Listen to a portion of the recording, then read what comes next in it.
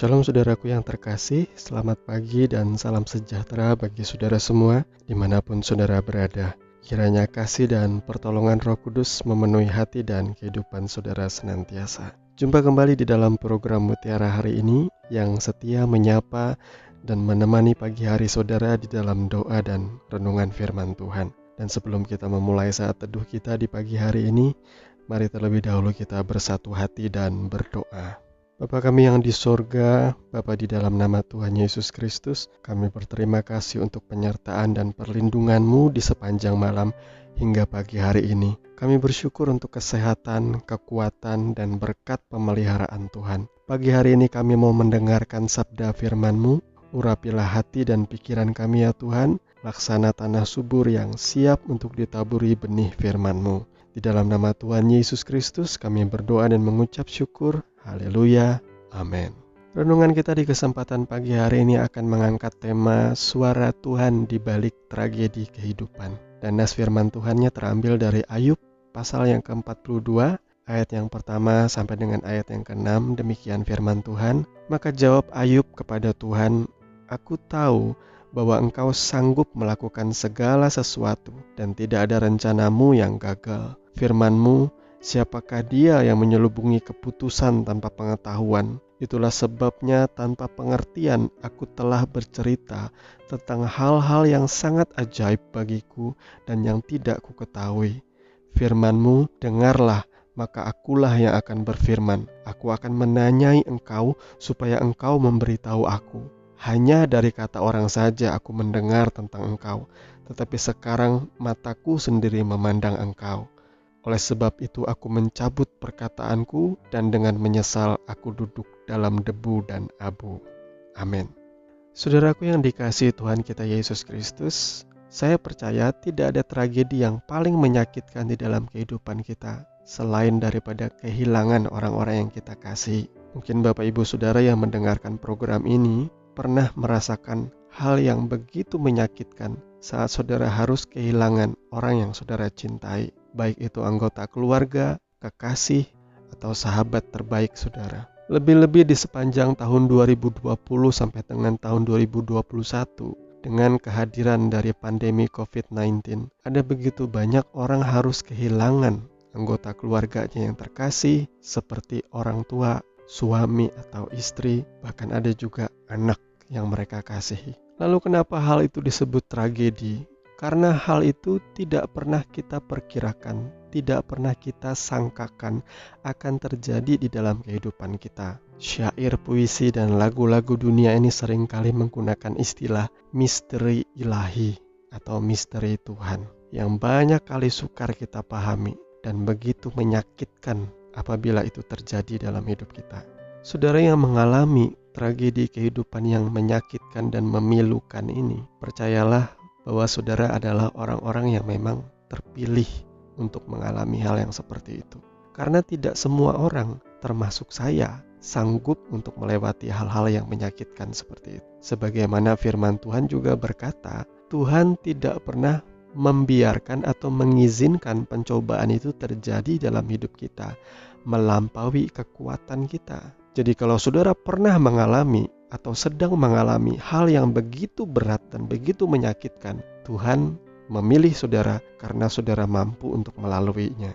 Dan ayat pembacaan firman Tuhan kita di pagi hari ini di dalam Ayub pasal 42 itu adalah ungkapan hati Ayub di saat ia sudah mengalami pencerahan batinnya, di saat pikirannya sudah diterangi oleh firman Tuhan. Saya percaya saudara pernah tahu tragedi kehidupan yang menimpa Ayub itu sangat berat, bahkan sangat amat berat untuk ditanggung seorang anak manusia.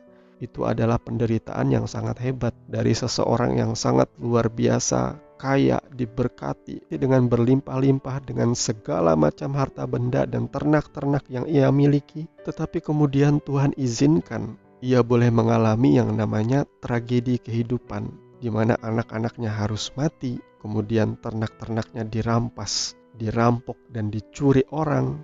Bahkan tidak sampai di situ, sekujur tubuhnya dari ujung rambut sampai telapak kakinya itu ia mengalami borok yang busuk dan sangat menyakitkan, sangat memalukan.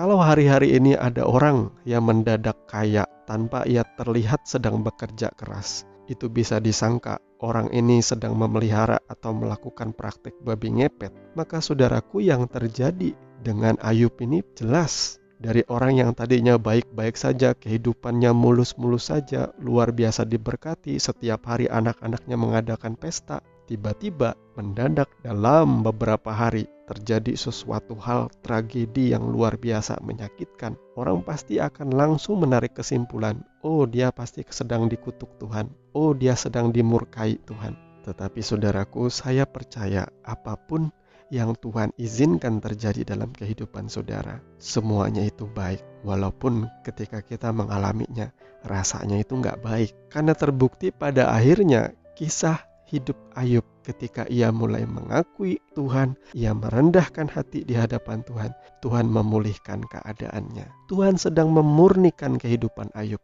melalui penderitaan.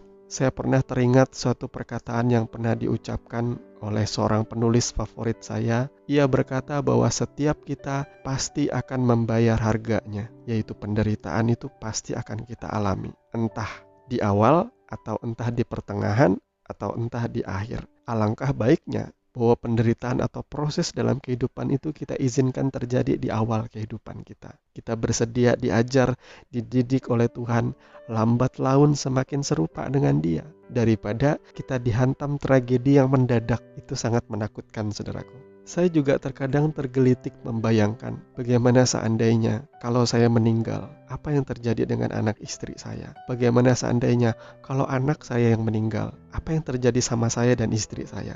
Atau bagaimana seandainya kalau istri saya meninggal, apa yang terjadi dengan saya dan anak saya. Saya membayangkan kesedihan dan kehilangan yang begitu rupa, yang sangat menyakitkan. Tapi pada akhirnya semuanya itu mendorong saya untuk berdoa, berharap kepada Tuhan, Tuhan tolong supaya itu tidak terjadi dalam kehidupan kami. Saya lebih baik diproses Tuhan hari demi hari daripada dibikin kaget seperti itu. Jadi Bapak Ibu Saudara yang dikasihi Tuhan, apabila saudara mengalami suatu tragedi kehidupan yang menyakitkan hari-hari ini, percayalah Tuhan tetap baik. Ia tidak pernah berubah. Dulu, sekarang, dan selama-lamanya Ia selalu baik. Sehingga kita tidak patut mencurigai Tuhan bahwa Ia merencanakan yang jahat dalam hidup kita. Tuhan hanya ingin kita mengerti rencananya Dia, bahwa yang terutama, yang terbaik itu adalah rancangan Tuhan dikerjakan, diselesaikan di dalam kehidupan setiap kita. Tuhan Yesus memberkati firman-Nya. Mari kita berdoa. Bapa yang baik, Bapa di dalam nama Tuhan Yesus Kristus, kami berterima kasih ya Tuhan untuk hikmat pengertian yang Engkau berikan melalui pembahasan firman Tuhan di pagi hari ini. Kami boleh belajar bahwa Tuhan seringkali berbicara dalam kehidupan kami hari lepas hari, bahwa Tuhan mungkin saja mengizinkan satu perkara atau satu tragedi yang menyakitkan dalam hidup kami untuk membentuk kami, untuk mendewasakan kami, untuk merendahkan hati kami, supaya kami boleh berbalik dari jalan-jalan kami yang jahat dan mulai sungguh-sungguh di dalam mengikuti Engkau. Tolong ya Allah Roh Kudus, agar kami mampu menghidupi kebenaran firman yang sudah kami renungkan. Kami rindu bertumbuh dan berbuah, buah yang baik yang memuliakan nama-Mu. Terima kasih ya Tuhan, kami naikkan doa kami dengan penuh ucapan syukur. Hanya di dalam nama Tuhan Yesus Kristus kami sudah berdoa. Haleluya. Amin. Puji Tuhan, Bapak Ibu Saudara yang dikasihi Tuhan. Biarlah kiranya kebenaran firman yang sudah kita renungkan pagi hari ini menjadi berkat dan kekuatan bagi saudara semua. Dan saya percaya Roh Kudus pasti memimpin dan menyempurnakan pemahaman saudara di dalam kebenaran firman Tuhan. Selamat pagi, selamat beraktivitas, sampai ketemu dalam renungan pagi yang berikutnya. Tuhan Yesus memberkati saudara semua. Shalom.